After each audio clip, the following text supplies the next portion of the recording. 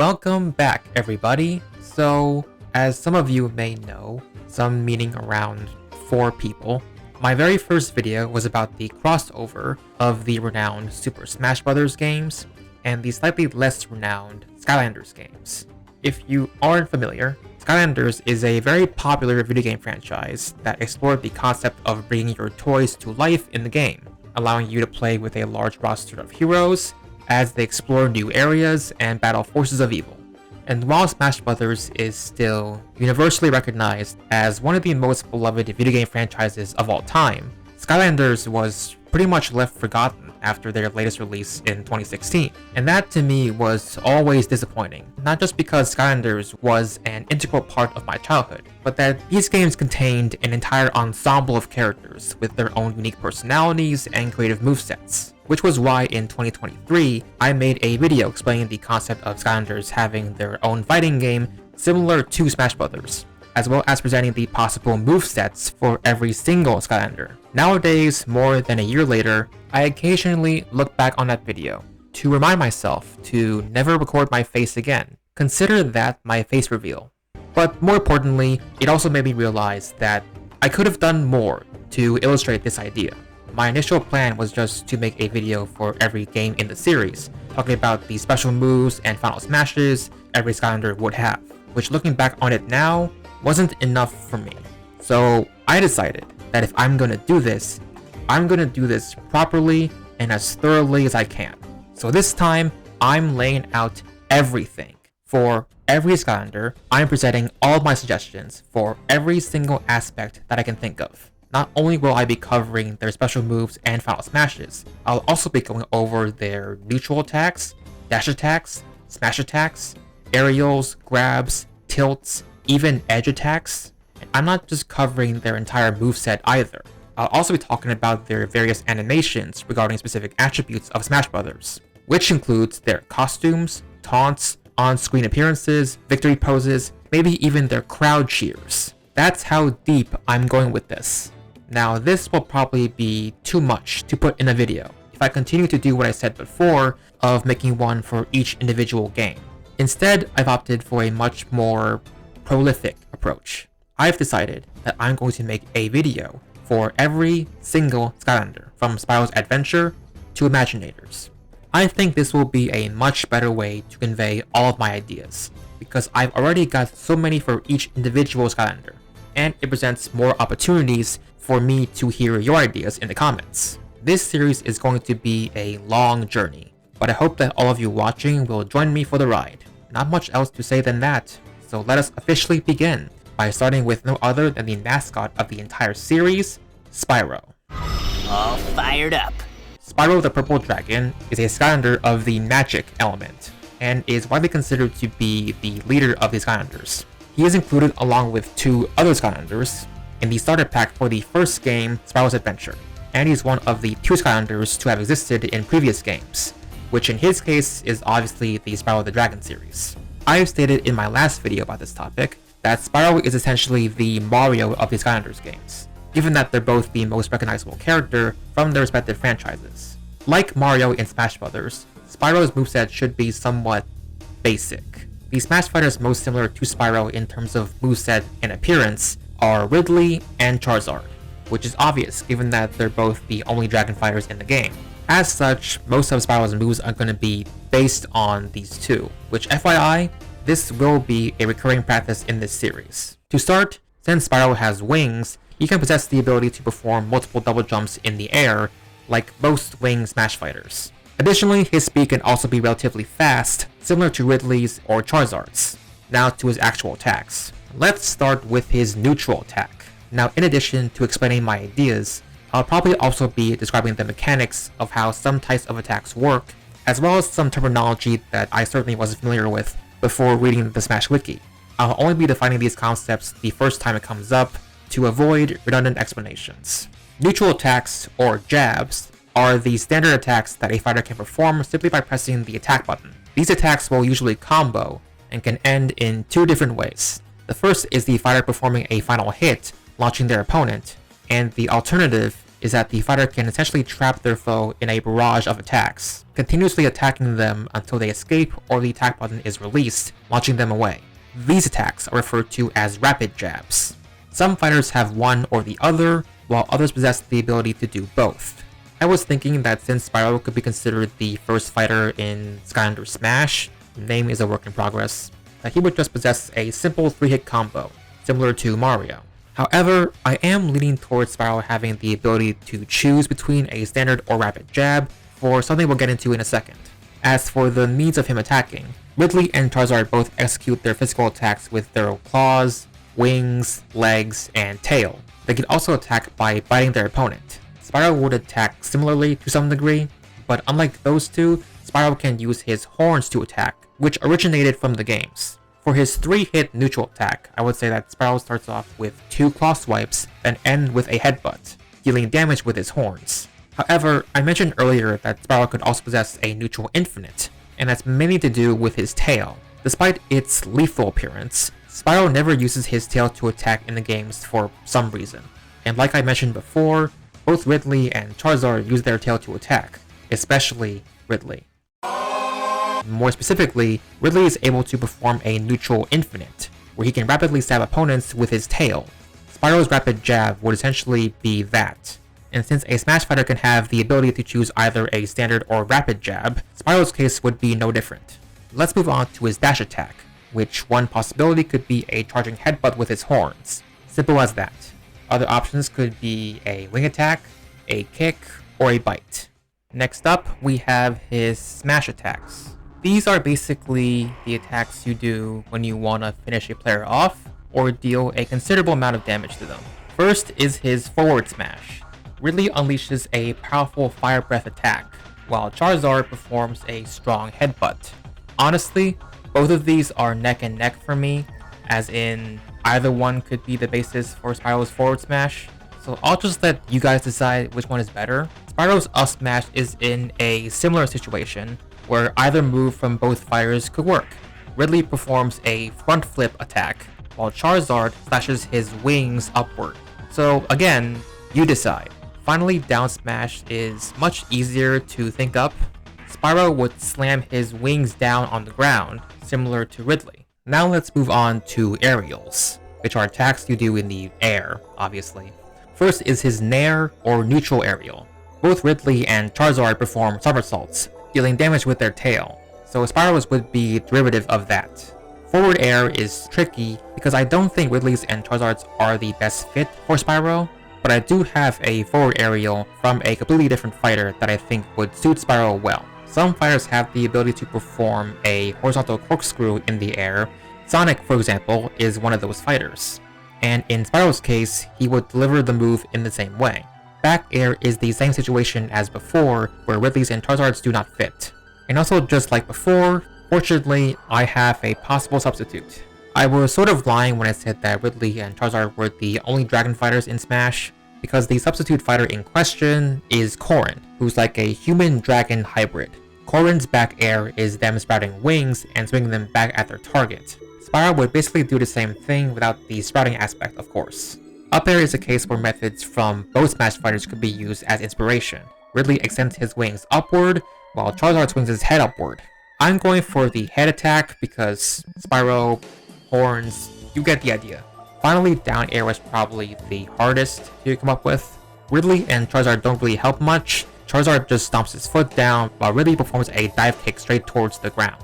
This move is apparently classified as a stall then fall by the wiki, which is a move where the fighter goes straight downward.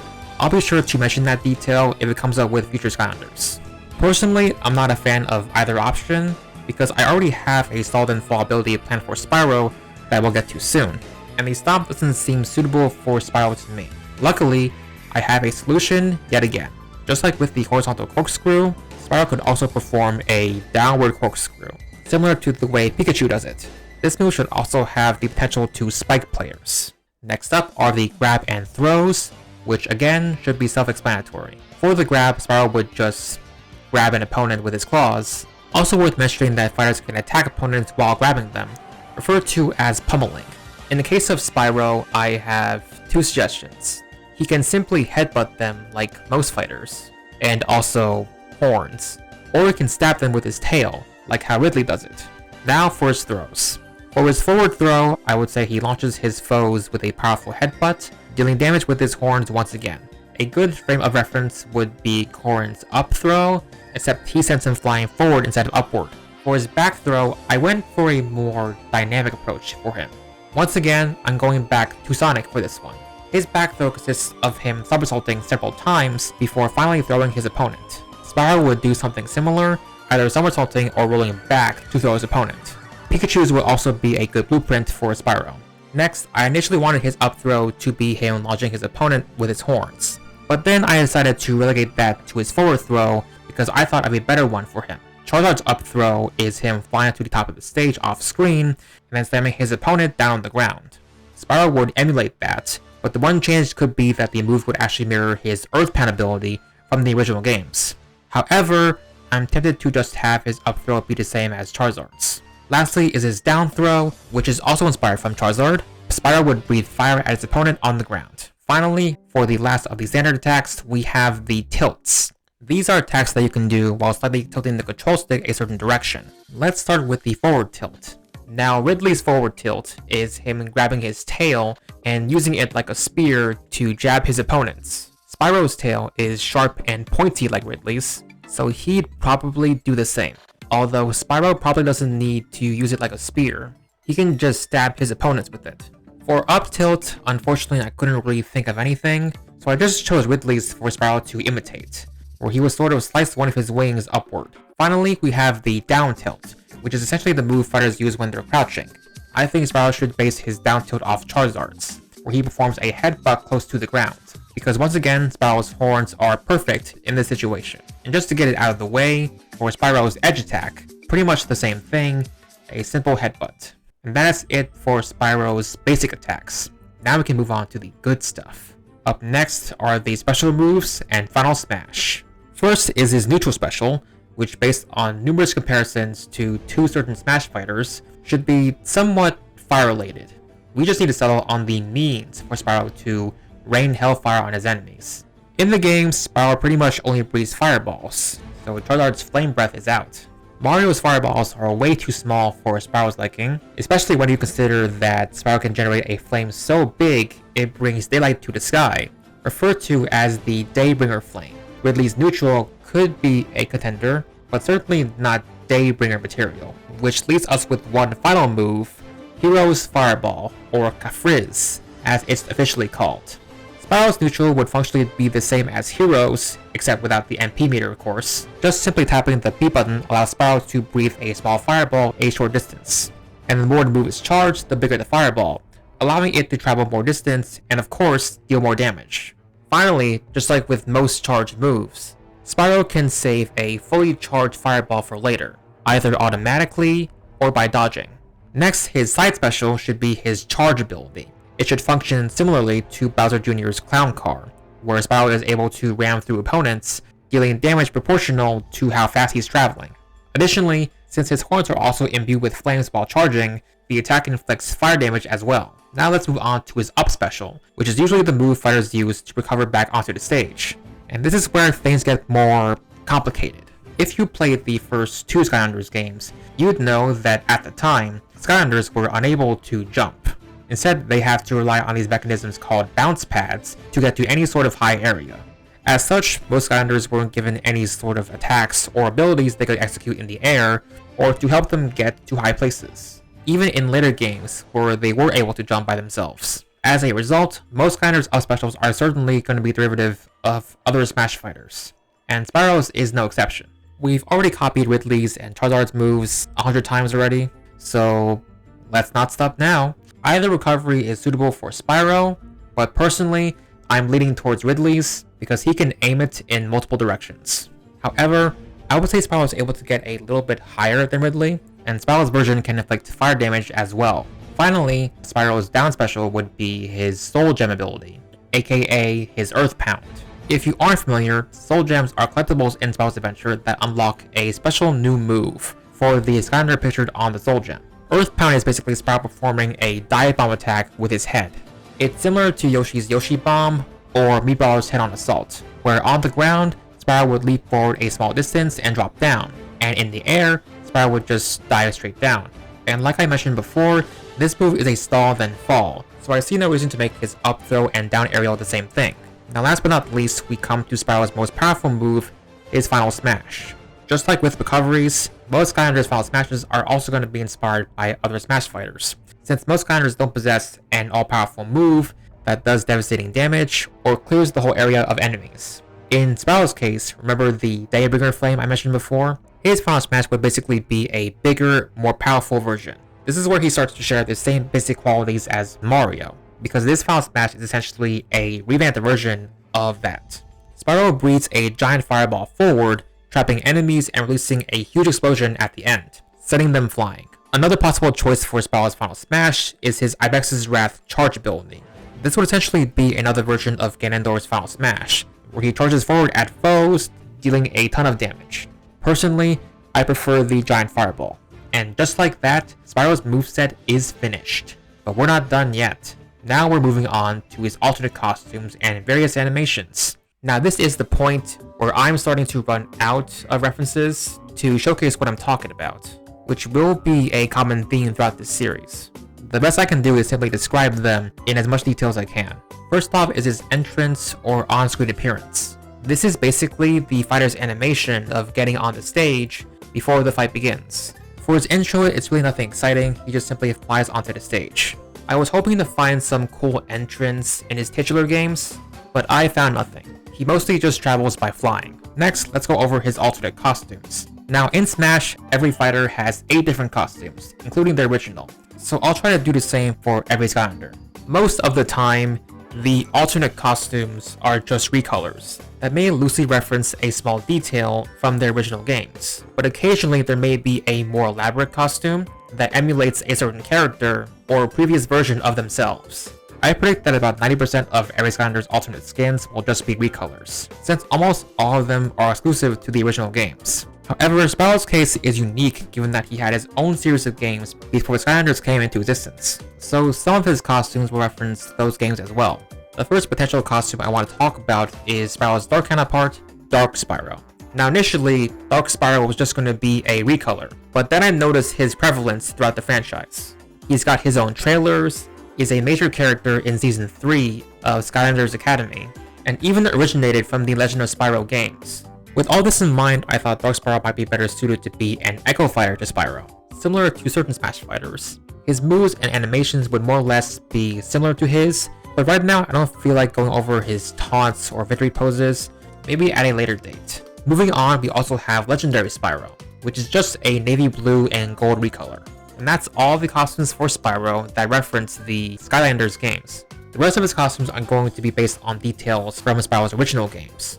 Before we proceed, I also want to add that for some of the costumes, I was going to edit Spyro's image to better showcase what I was talking about, but I couldn't figure it out. Every time I tried, it was either very sloppy or just didn't look natural at all. The best I can do is show what I'm referencing when going over each skin, so I hope that's enough for now. First up, we have a yellow variant, referencing Sparks the Dragonfly, Spyro's best friend and sidekick who accompanies him throughout his adventures in the Spyro the Dragon series. Next, we have a red variant, referencing Flame, a dragon from A Hero's Tale who looks similar to Spyro. It could also reference Red, the main villain of A Hero's Tale. Then we have a pink variant, which references Ember, a dragon from A Hero's Tale who had a romantic interest in Spyro. Finally, for the last 3 costumes, we have a blue, orange, and green variant, referencing Tomas, Titan, and Aster respectively, elder dragons who rule Spyro's homeworld. The pink variant could also reference Magnus, another elder dragon. These are all my costume ideas for now, but I'd love to know your ideas for other possible costumes in the comments below. Next up, we have the taunts. Now these are going to be the hardest to come up with, because every Skylander doesn't have many unique animations, which in hindsight is understandable. So I've decided to mainly just come up with these off the top of my head, mainly because I don't want to comb through 3 seasons of a TV show and several spin-off games for 3 animations I could possibly use. Again, I would love to hear your suggestions in the comments below. The first time would just be a generic roar, kind of similar to his level up animation in the original games. Next could be a taunt where he briefly imbues himself with fire, similar to Fox's up taunt. and the final taunt is a sort of aerial maneuver into a roar, similar to Charizard's side taunt. And finally, we have the victory poses, which is the animation a fighter does after they not lose a fight. These are actually a little easier to come up with, in my opinion, because my approach is to just reference the Skylanders' various abilities in their victory screens. Additionally, for every Skylander, there's a trailer that shows their gameplay, and they all start with a brief cinematic animation. As such, these clips can be used as the basis for at least one of the Skylanders' victory poses. Finally, every Skylander does have several catchphrases they can say when summoned in-game, so maybe that could be integrated into their victory poses as well. Now to the poses themselves. Spyro's first victory screen references his introduction in the trailer, where he flies towards the camera and poses while breathing fire. The second one is him charging up to the camera and later posing in a sort of ready to pounce position. His last one is him performing his Earth Pound, posing after impact. Another thing I should mention is the theme that plays during the victory screen. In the case of the Smash Fighters, it's fairly straightforward, as their themes are just music from their respective series of games. Given that every Skylander comes from the same franchise, that approach doesn't really work in this case. Also, it'd be pretty boring if every Skylander had the same victory theme. Fortunately, I have a potential solution. Every Skylander is associated with 8 possible elements, later 10 in the 4th game. So my suggestion is just assign a unique victory theme to every single element. Now that's everything, but while we're at it, we might as well take care of the crowd cheer as well. Crowd cheers are just chants from the unseen audience of matches that occur randomly, mostly if a fighter is performing well. Spyro's cheer would just be a generic 2-syllable chant of his name. Spyro, Spyro, Spyro. Nothing more to say than that. And with that, we are done covering Spyro as a Smash fighter. I realize that all of these ideas are just concepts from my imagination that I'm sharing with you guys. So I understand if it's hard to picture what I'm talking about, especially without any visual aids. Regardless, I enjoy you guys just listening to what I have to say. And once more, I would love to hear your thoughts and ideas in the comments. Again, I plan to make this a long-running series, and I'm hoping I can post these as frequently as I can. This year, I want to maintain some sort of consistent schedule for uploading. Next videos are going to be about Gilgrunt and Trigger Happy, the other 2 of the 3 Skylanders that come with the starter pack of a Spyro's Adventure. So if you're interested in sticking around to watch this series unfold, leave a like and subscribe. That is it, so hopefully I will see all you beautiful people soon. Until then, thank you all for watching.